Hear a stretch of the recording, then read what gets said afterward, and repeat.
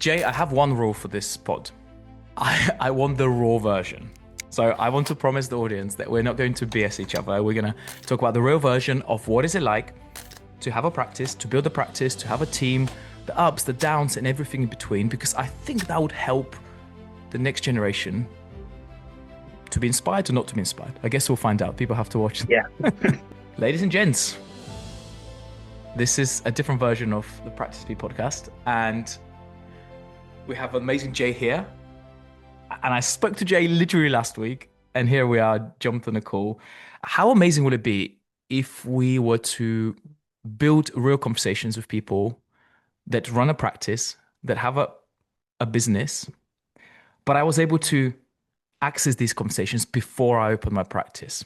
I think I wish someone did that before us. So thank you so much, sir, for being here. No problem. But Jay, tell the world who you are, name of the practice, and where you guys based. Yeah, so name of the practice is Prime Chiropractic and Wellness. We're based in Shirley, which is like a small, well, not a small village, but just outside of Solihull town centre, South Birmingham, if you don't know where it is. And we opened 1 year ago actually. So yeah. Happy birthday. Happy Yeah. birthday. It's an emotional roller coaster having a business. And for those of you who have one, they know exactly what we talk about. And Jay, I have one rule for this pod. I want the raw version. So I want to promise the audience that we're not going to BS each other. We're going to talk about the real version of what is it like to have a practice, to build a practice, to have a team, the ups, the downs, and everything in between, because I think that would help the next generation to be inspired or not to be inspired. I guess we'll find out. People have to watch Yeah. the whole conversation. All right, but we'll take us back to the beginning. What actually, I've never even asked you this question. Why chiropractic? What got you into the Yeah. profession? So yeah, when I was about 13, 14, was in quite a bad rugby accident. Hurt my neck, hurt my lower back. And obviously you kind of try your normal routes, GP, physio, wasn't really working. At the time I was like taking about 6 to 8 painkillers a day, like paracetamol a day.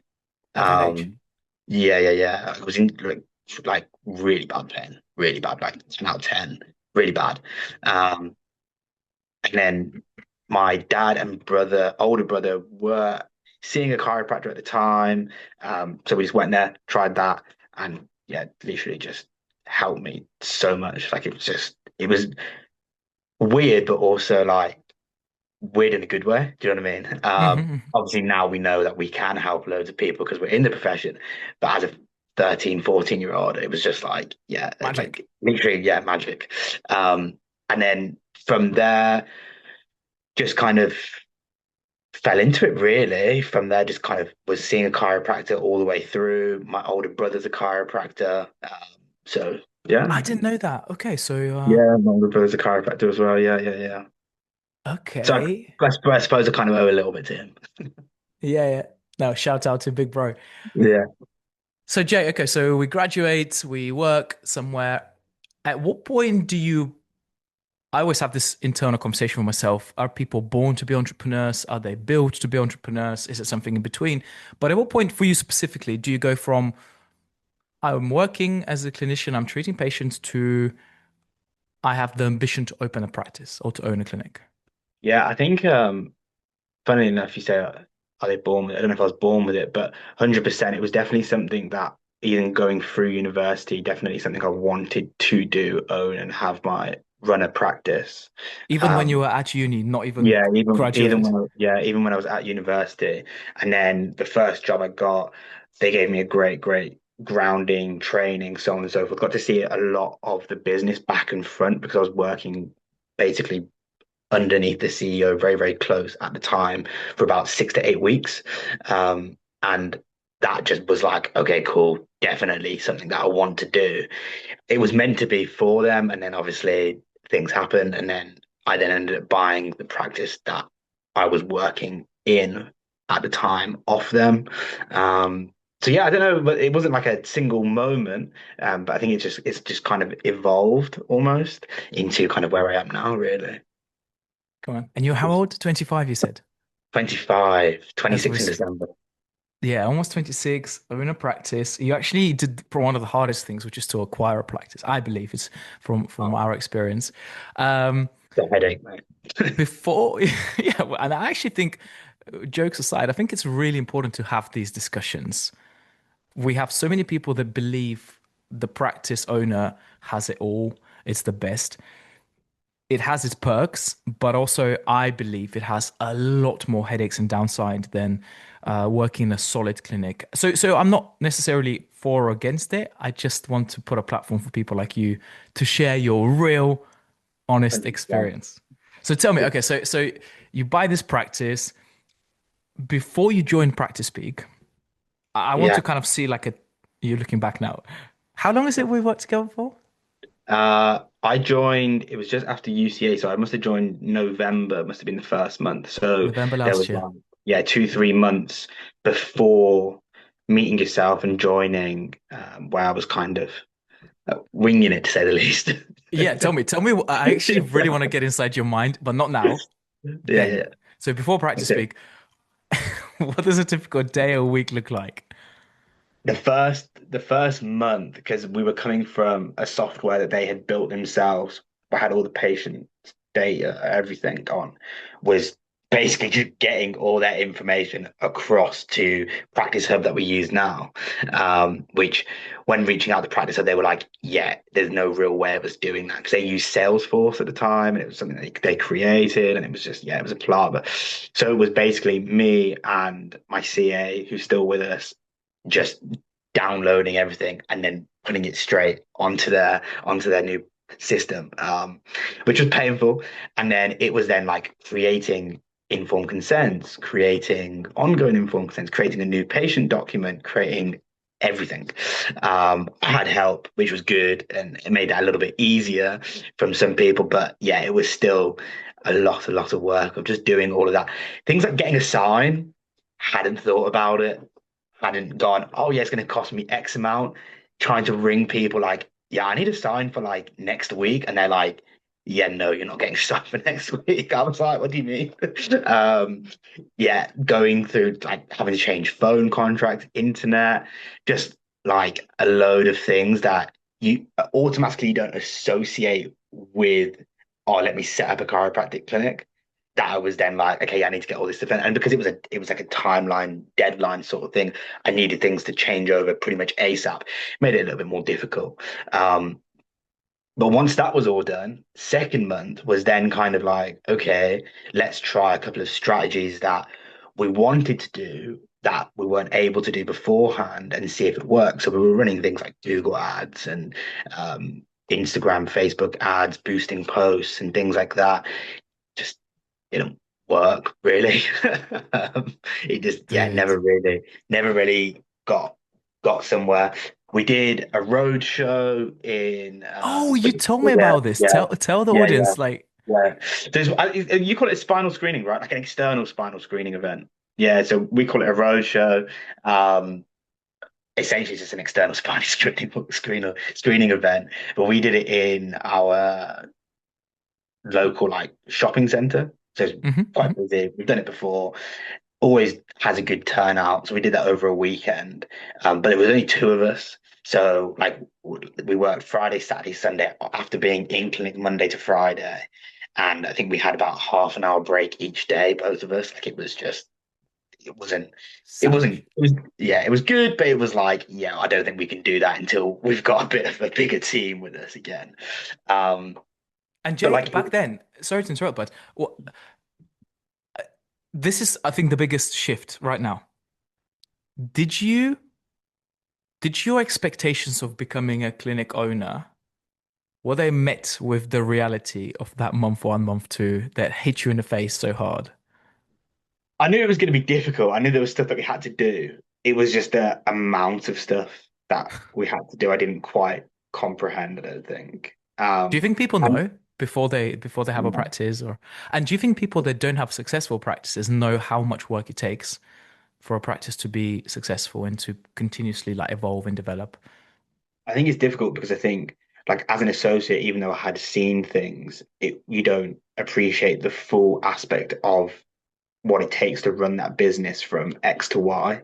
I think that's the difficult part because then when stuff isn't getting done or stuff needs to be done, it's down to you. You've got to make it happen really, which I think is difficult. And I think actually, funny enough, when I had the interview with Dan as well, and from Aligned, I think I did speak about it on there, and I said I've actually gone back and looked at the points since then, 6 months on after, and like, should we have done what we've done? Probably not, but we did do it, and we've somehow made it work, which is great. But if I had to go back again, I wouldn't have taken this practice over. I don't think I probably would have set up, move location, and at least had the time to kind of make it what I wanted, rather than still seeing patients, trying to change things. Even now, this day, we're still trying to change things because of the processes that we had and did with old patients. Yeah, I mean, you are doing the hardest part. I call it like the no man's land. You're not starting something from scratch. You're not part of a bigger organization where everything's super streamlined and we're just opening a practice. You are literally building your personality into something Yeah, else that hasn't had your input before. So it's super difficult to do that. You're yeah. making it, you've made it work, you're making it work. What was the moment when you realized, okay, this is probably not going to work unless I change something? So let's change something. What do you remember that moment or not? CE last year, Yeah, UCA conference, 100%. We watched, who was the first person to talk? Sean deal. Dill, that's the one. Sean Dill. Listened to him speak, and then at that point, it was like, yes, I think I need somebody to help me here.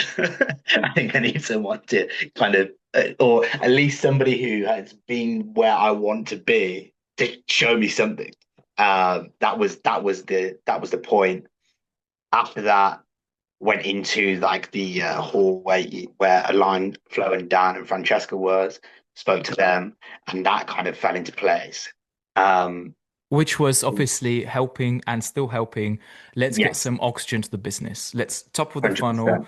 Let's get more eyeballs and attention to this new practice I've acquired. 100%. Then I Because would, one thing we knew that like retention and conversion wasn't high numbers, but we just didn't have, like you always say, the numbers and the data to be able to understand where we were going wrong with that.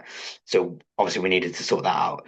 And then, funnily enough, it must have been a couple of days after um, CE. I had a call with Dan that evening, and I had you pop up on my Instagram. it's And it the was like, weirdest thing, oh, isn't it? How yeah, these like things it was work. so weird. And it was like, I'll book in an hour consultation, so on and so forth with yourself. And you had a free spot that day, and I had no one in my diary. So I was like, okay, cool, let's just do it today. That's crazy, We dude. got we got on a call, and then I told you about Dan, and you were like, oh yeah, I know Dan. And then I jumped on a call with Dan later that evening, and it happened on that day simultaneously, where both of you were then like, yeah, we can really help. And from there, it's yeah, Yeah, oh, I love it. Shout out to Dan. it's We always like he calls me. It's like Steph, I'm going to kill this clinic, man. We get them yeah, lots of new patients. After 3.7 visits, they're gone. They need help with like consulting and this and that, and vice versa. When I work with yeah, clinics and they yeah, have no new patients coming in, having a good marketing system, a good marketing team, a reliable source of generating new patients, both equally important. It's never this or that. It's and. yeah, Okay, so you have to remind me the early days. So then we jump on a call. We liked each other. yeah. What were the first like shifts you started to like make when you joined us and you came to the network? Well, obviously the weekly calls, which were great because obviously just a bunch of great clinic owners, all at different kind of levels, talking about different aspects that maybe I didn't even think about beforehand, which was great. Uh-huh. And then obviously just using school, we looked into like the patient acquisition systems, the patient journey, which I think was really, really good actually, because that managed to solidify that for me and make that change. Because again, I was very much, like you said, was kind of in no man's land. So it was good to kind of actually solidify that and actually go, okay, well, that is us. That's what we're doing now, and work from that, which is good. And then as it's been, and as you know, just working on like the SOPs monthly, just kind of trying to get them out. So actually working from a Wait, wait, booklet. wait. You do realize that most people Don't know what. Yeah. don't even know what that is. What, how would you Yeah. define an SOP for you now? It's the rules, the guidelines, the what you need to do essentially, written out, or even maybe not written out in a video format, whatever it may be, that you could give to somebody and they could look at it, read it, and go, okay, cool, I understand what that task now involves and why I'm doing it and how I need to do it, which is important. So I think those are the biggest shifts for me personally, especially in the early days. That again, something that I just hadn't thought about. It was just like, yeah, I we'll remember, see Jay, new I remember patients and you gave me such a heart attack. I don't know if maybe it was 3 months ago, maybe a bit longer, but you had an opportunity to come and visit the clinic. Also, we did a bit of a yeah, business yeah, development day. And I remember having the whiteboard and yeah, I'm trying to understand, bearing in yeah, mind, we have like 5 clinics, we have multiple clinicians per clinic, all yeah, sorts yeah, of variations of clinicians. But that patient journey for us is the like backbone yeah, of yeah, the practice. And then I'm saying, okay, let's just try to understand what Jay does. And then but please tell me this has now changed, and please tell me oh it's yeah, much yeah, easier yeah. to streamline the We changed process. it straight away. Good man. I mean, it's not something that you've ever gone looked back on and gone, yeah, maybe we should change it back. Definitely not. No, it didn't make sense. It was something that I knew didn't make sense, but it's because that's the way that I'd worked. I didn't I didn't Question. Didn't know know. they were different. Yeah, exactly. So it was yeah, we've not looked back. And I think that was about 4 months ago, 5 months ago. So yeah, massive, massive change. I Yeah. remember that because Yeah. I said to you, right, what happens very first interaction with the patient? What's the second, third, and fourth step? And how do we map out that to the point where people come for maintenance and preventative care Yeah. because they want to? And how are your systems like and the automations and da da da da? And then you go, well, we do this day two, and then we do this day two again, and da da da. And by the Yeah. way, it's really important when people listen and watch these videos that we are useful to them because you know a year ago that life can be pretty shitty when you don't have what did you call it, the rules, like the playbook. Yeah. Yeah. Yeah. I don't know what it is. Maybe it's not just our profession, maybe just a human nature, but we have this like desire to reinvent the wheel. Yeah. What do you think needs to change for people to go, you know what, I actually need help? Whether it's marketing, whether it's consulting, whether it's a patient going, I've had this back pain for centuries. What? I don't know. Like I don't have an answer, but what do you think changes Yeah. in you, for Um, example? What like why would you say, oh dude, this is enough. Enough is enough. I've hit rock bottom. yeah, I think you either have like a lightning bulb kind of moment, eureka kind of style, where someone's saying something and you just resonate with them and then actually go, well, actually, I don't know how to do that. So I need to ask that person who is giving you that moment, how do you do that? Um, That's interesting. Yeah. but I don't know how people go from, and to be fair, for me, it was that sort of moment. In the conference, but I don't know otherwise. I think it's hard because, like you said, I think people try and invent the wheel again so much rather than copying a blueprint. I think it's because people like to try and be different. I think it's maybe an egotistical thing as well to say, "Oh well, I've done it. I did it my way, and it worked." Um, when actually you're not. You like, for example, we're in the same, well, yeah, we're in the same profession. We have clinics, right? But we're not competition to each other. We should be able to help each other. Where I think human nature would go, oh no, life chiropractic and prime chiropractic and wellness, that's competition because they're in the same industry. I Same think it's industry. almost kind of reframing that and trying to change your mindset almost, to a point where you're not seeing that person as competition, you're seeing it as, okay, well, ways of learning and developing off that people because they have something that works, right? Dude, so that's spot on. It's actually I've never heard of it being framed this way, but and we call this the network effect in my profession in my in niche now. When Jay comes on board with Practice Peak, okay, Jay's looking for some help with systemization, with having more revenue, having better retention systems, but Jay is good at something. And there might be another clinic owner that makes 80K a month in that group, but they go, oh, Jay mentioned something about the way they do whatever it is, email marketing. Yeah. And the network effect becomes stronger. And there is a network effect in our profession, but I think you're right. There's a lot of egoistic head bumping. And when you, I mean, let me ask you this. Do you feel like it's a lonely journey sometimes as a entrepreneur, clinic owner? Who do you I think it bitch can about be. business to? I think it can be. I think it can be lonely. But I think with the group, obviously with Practice Peak, it makes that a little bit less lonely. And then other people that you obviously have those journeys with, it makes it less lonely. But I think when you're sat there at 8 o'clock at night trying to trying to figure stuff out, I think it definitely can be lonely, 100%. I think, and I think that's the difficulty. But also, I think just knowing that you can reach out and there is help there if you want it and look for it, then yeah, that's always the key, I think. Yeah, you're totally right, man. Was there we've been working for a while now together and you're going from strength to strength and it's lovely to see. I know you've got so many levels to you as well, which is I'm Yeah. excited to watch your journey. I called this growth cyclical. Like you grow in cycles and then we stagnate and then something has to shift and a change.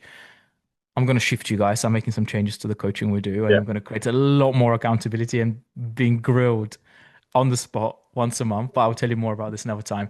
But what's a like a habit or a system or a shift that you've found more helpful than not in starting to streamline the practice to become more successful? Because you said it earlier, you're like, I can be designing a signature, a sign. I can be building a website. I can be treating patients. I can be cleaning the floor. I can be doing Facebook ads. Yeah.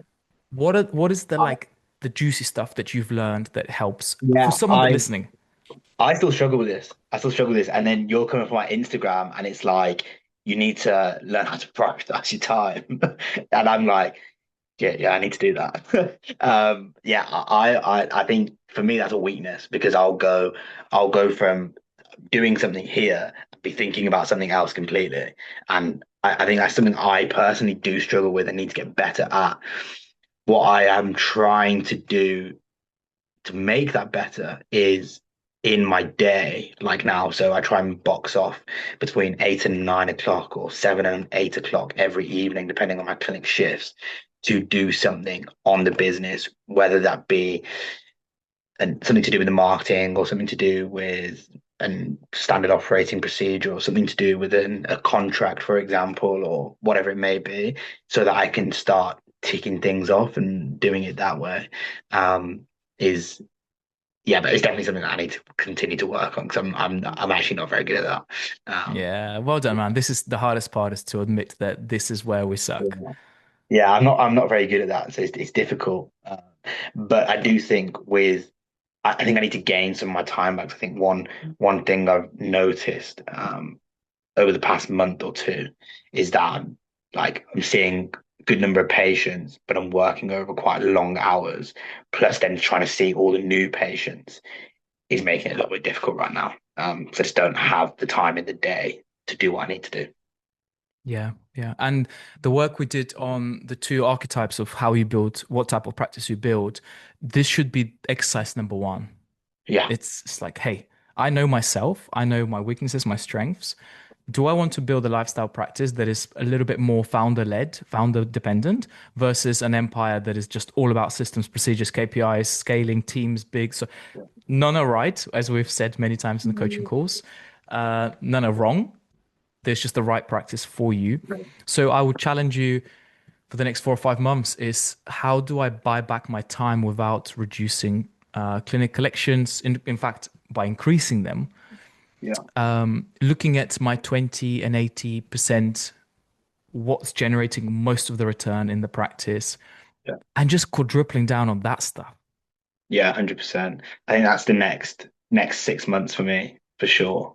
And obviously, you know what steps we're doing next. But I actually coming back to the archetype thing, I actually think that's again not something that you get taught in university. And when we were sat in Portugal a couple of months ago, I found that really interesting because some of the not for me, but for other people's answers, because there were some people in that room that I thought wouldn't be or wouldn't want to, not want to be, but wouldn't they would want to be on the other side to where they put them where they actually want to be in the future. And I thought that's so interesting because for Yeah, me me, too. I didn't you expect that. speak to you speak to people and you go like you sound like you would want to be there, but obviously you don't want to be there. And that's I find that quite interesting. Me too. And by the way, when you get alignment between your why, like what is it you're doing and why you're doing it, and then you just take the actions, follow the practice, whatever. It doesn't even have to be my consulting program. Follow Yeah, a proven concept. Anything is achievable, yeah, dude. I was 26 having a team of 10 people in 12 months yeah, yeah, from zero. Like if I can do it, an idiot that couldn't speak English before that, anyone can. But I think people don't have clarity. And I hope that you are starting to see each week, each month, getting more clarity on what are the actions required for me to build the thing I want to build. And we're in the room and I can kind of, we had, I don't know, 15, 20 clinic owners and you can see yeah, the really successful ones. They just knew what they wanted and yeah, they yeah, just, yeah, they yeah, just did it. No name dropping, but yeah, yeah, having one of our team members, he opened his practice like 9 months ago, and he's yeah, like between 20 and 25K a month, solo practitioner, very little expense, super yeah, happy, and it was very intentional. And then we have the members that are in no man's land where they're like 20, 30, 40K a month, but with a team of like 7 to 12 people, lots of yeah, headaches, lots of stress, and you yeah, can just see they didn't want to really build that practice. It just happened. yeah, yeah, yeah, yeah, yeah, yeah. Okay, and now let's help the newbies out there. I'm graduating tomorrow from university. Uh, I think I want to own a practice based on what you. You don't. That's how you know you don't. It's interesting, isn't it? When you're brutally honest with people. Yeah, I don't know. What would You the wouldn't have advice it any other be? way, would you? Oh, definitely not. I think I would, like I said, I think I probably would have changed a few things. Um, but no, I think my advice to that individual would be go and work somewhere that you want to work in the practice you like in I mean that in both stylistic point of view, but like in terms of your philosophy, make sure that aligns and the people you're around. Because I think if you're not in that, then I think that may and can hinder you quite a lot or take you down a different path, which is not always a bad thing. But I think that's a really solid foundation. So the place that I joined, everything for me aligned really, really well. And that's obviously allowed me to go to where I am now. So I think that's the key thing. Being able to go into a team and work somewhere and understand how it works back to front and enjoying that for a while, I would say.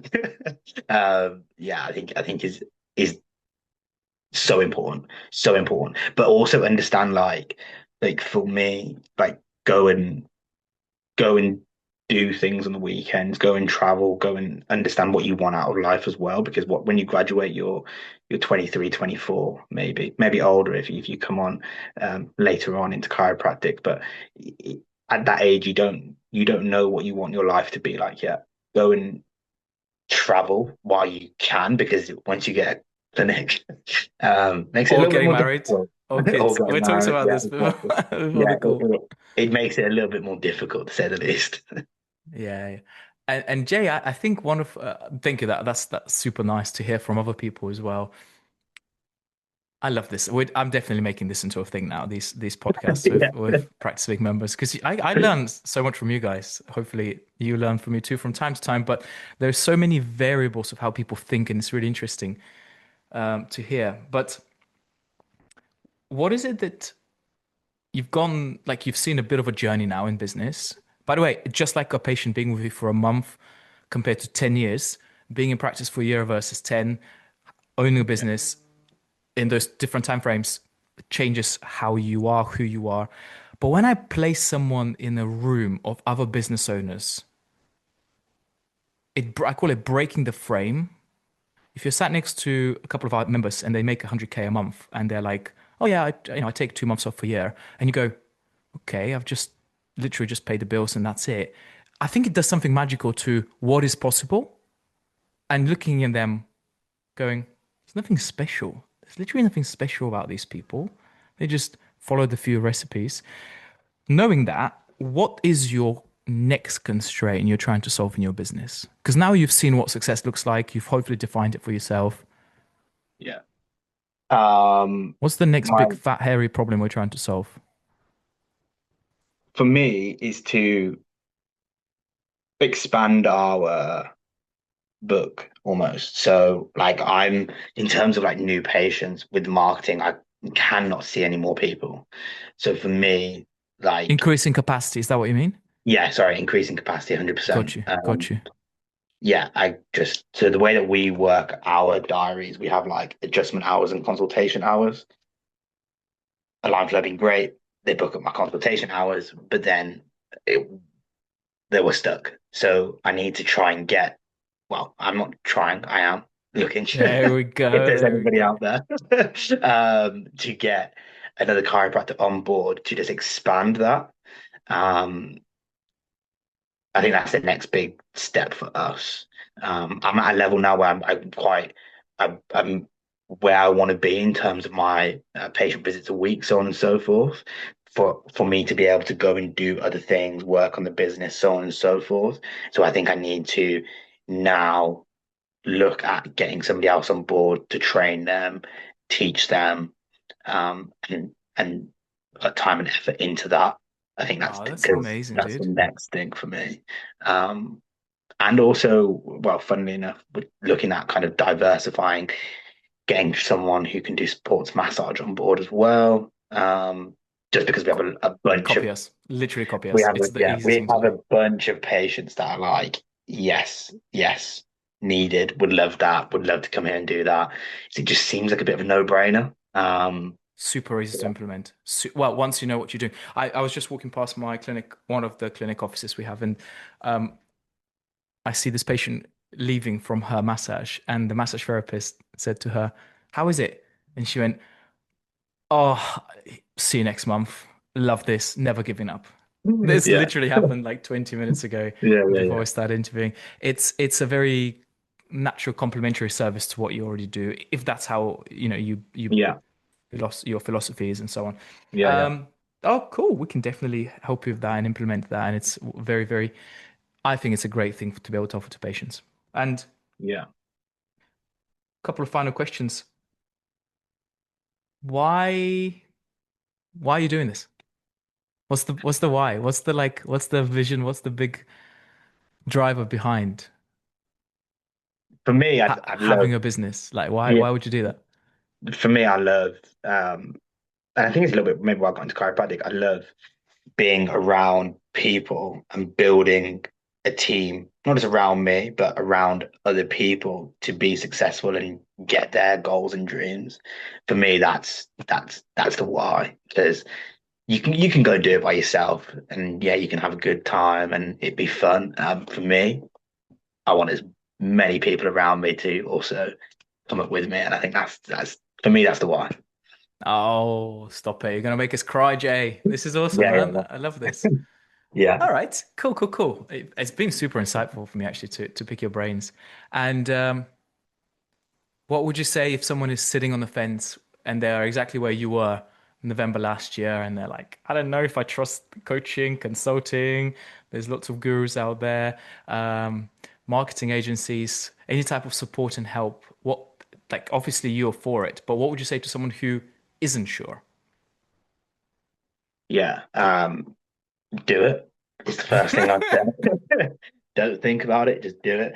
No, I think like it's got to be the right call and right person for you. So when we had our first call, I knew after that, like, yes, that's the person that works for me, and I can see vice versa. The same with Dan from Align Flow. So I think it's important to have those conversations, but I think it's also important to go into those conversations understanding what you want out of that interaction and what you want from them. Because ultimately, if you don't know that no marketing person or training person or coaching person, whatever they may be, is going to be able to help you.